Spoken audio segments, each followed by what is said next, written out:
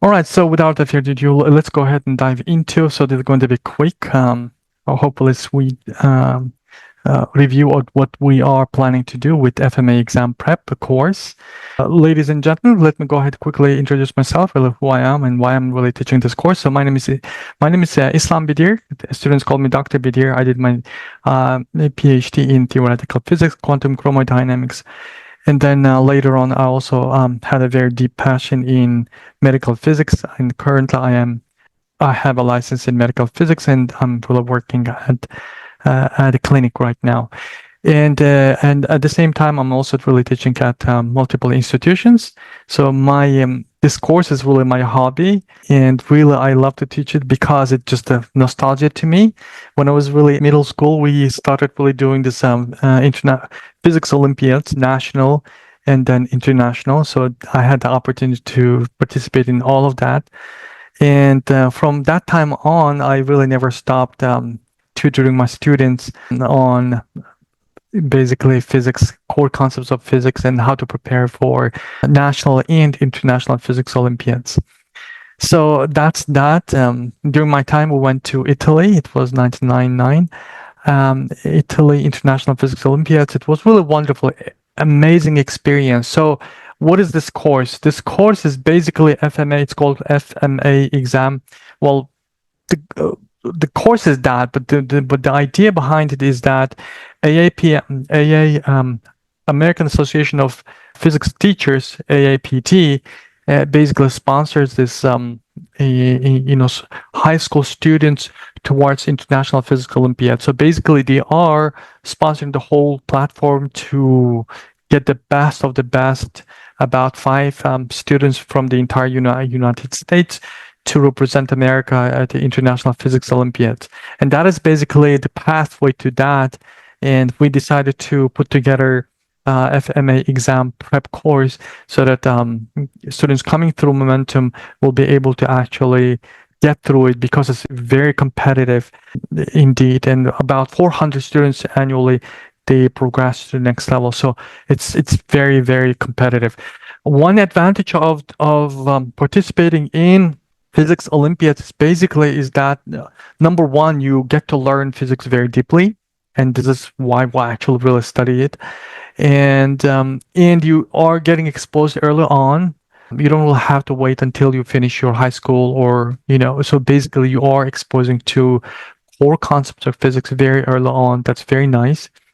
And another thing is that you get to see like-minded people, those who are deeply interested, passionate in physics. You are able to meet them. That is amazing, and not just here in the US, but you will be able to see from Britain, from China, from Korea, from this and that, from all over, the globe. And that just an amazing experience. Just we can't explain it. I mean, I can't explain it. So, and the third, I would say that one of the advantages of really studying and getting involved in Physics Olympiad is that all these elite colleges, they'll welcome anyone who has participated at these International Physics Olympiads with their open arms. This is for fact because I know it, and a lot of my students whom I trained, they went to MIT's, Harvard, many really elite colleges, and to study further physics. So that's basically the idea, to get to involve early on and succeed. So that's basically our intention. And so this is why I'm really teaching this course, and very competitive, like I said. What is it really that covers?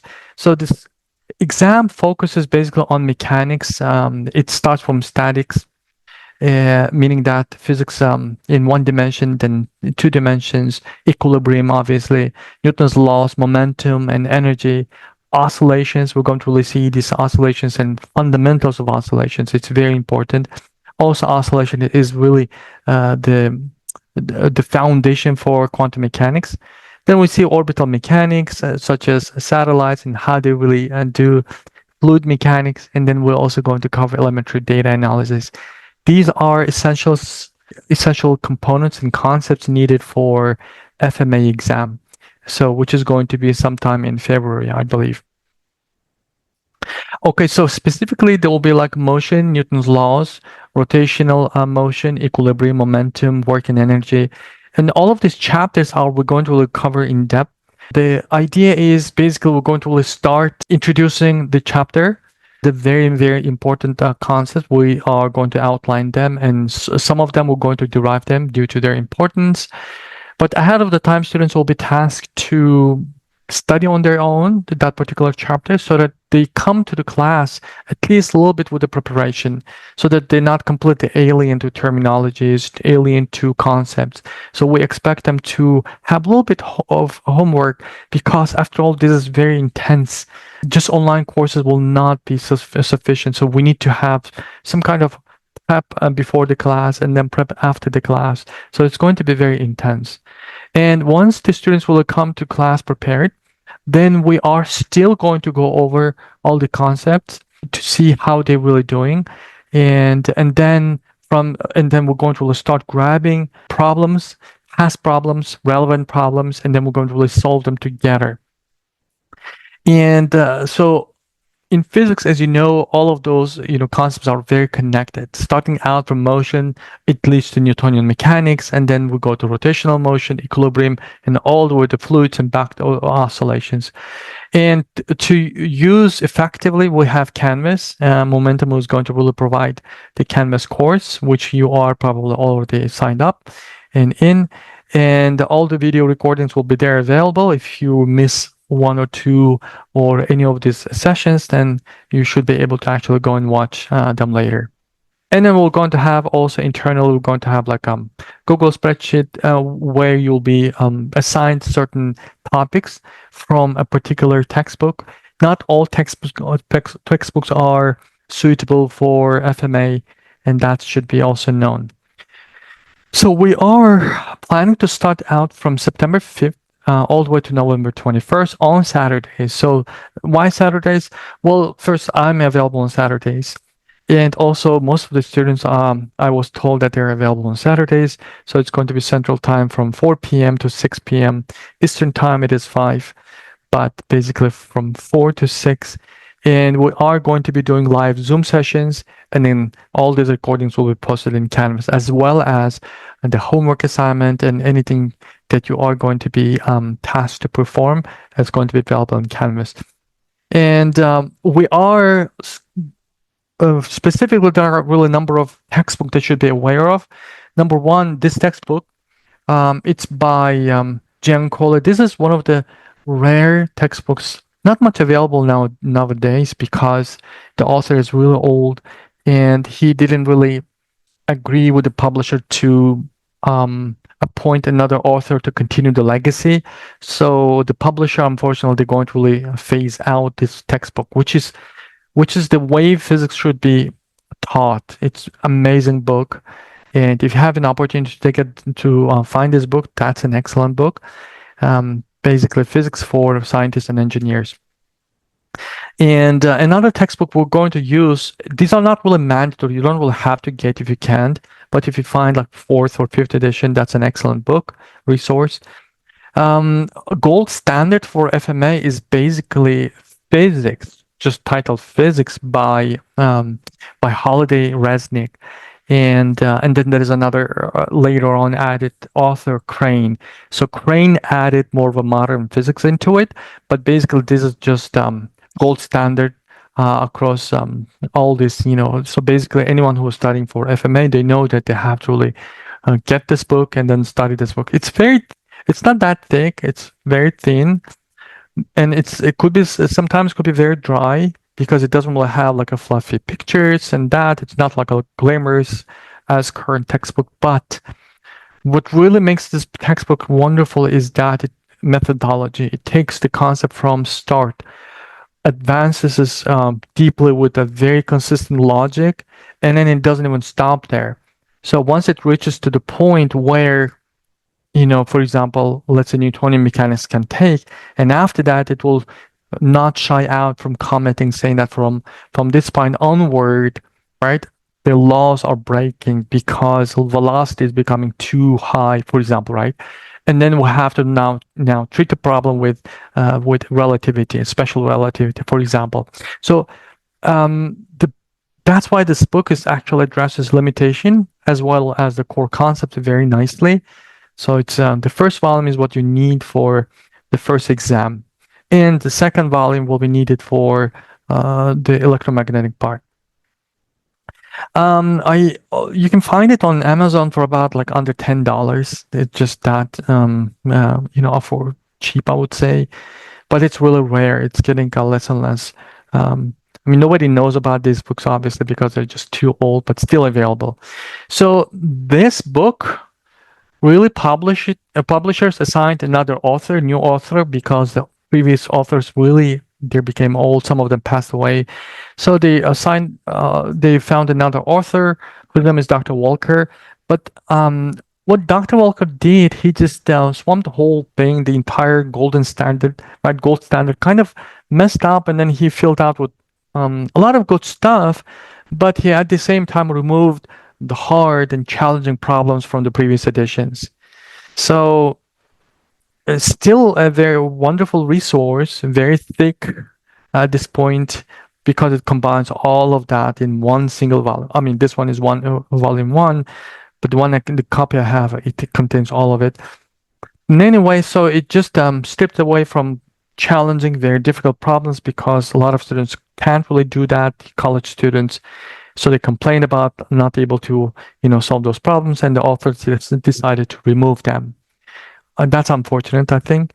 But otherwise, it's kind of a good book on the chapters, not end of the chapter problems. End of the chapter problems, I would recommend this book. So next up is this book by David Morin. Professor Morin is I believe, from either Harvard or MIT. So this is quite a challenging book, and at sometimes it could be overkill for this particular exam because it just goes to the high level of computing, high level of certain problems you should be able to solve with different mechanics. But otherwise, some of the introductory problems are very relevant and very nice. We can also utilize from this book. If you're very serious about International Physical Olympiad, this book is a book that you should really possess. So one thing, I'm going to go ahead and switch to another quick screen, if you don't really mind me. Just let me go ahead and where's mine? I'm going to share another one. Okay, so from Momentum, they asked me to go over maybe a sample problem so that really you should be able to see how we're going to be approaching some of the problems. So for example, if you look at this problem, right, this is a famous problem, obviously, but where you have a wooden block here, and then you have perhaps a bullet coming, right, with certain velocity, for example, v naught.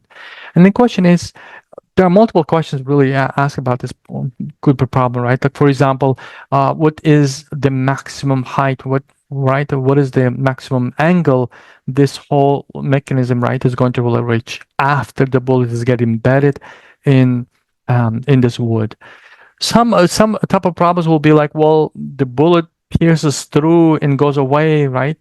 And then, what is the situation then? If we were to really consider this bullet is embedded in it, and then how do we go about, for example, finding how high it is, how high it's going to go, right?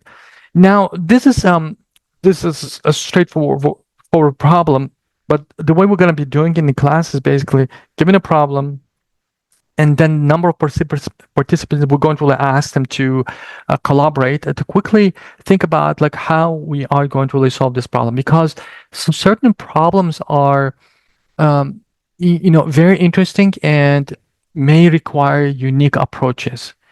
It's in other words, it's not about just solving the problem, right? For example, here, if you were to really go ahead and approach this problem saying that, well, here, we have just kinetic energy, initial kinetic energy, and this kinetic energy is going to fade away, and eventually it's going to really give total mass, which is going to be basically, elevation of, for example, height like that, and we can multiply by that, and which is, for example, m plus m, right? G and h could be, can be bound by, for example, if this is L, then it's going to be what? L minus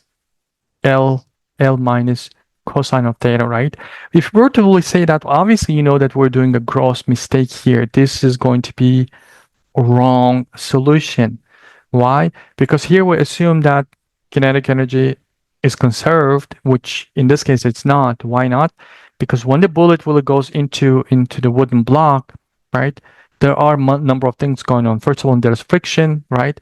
Due to friction, enormous friction, the kinetic energy is not conserved. Total energy is always conserved.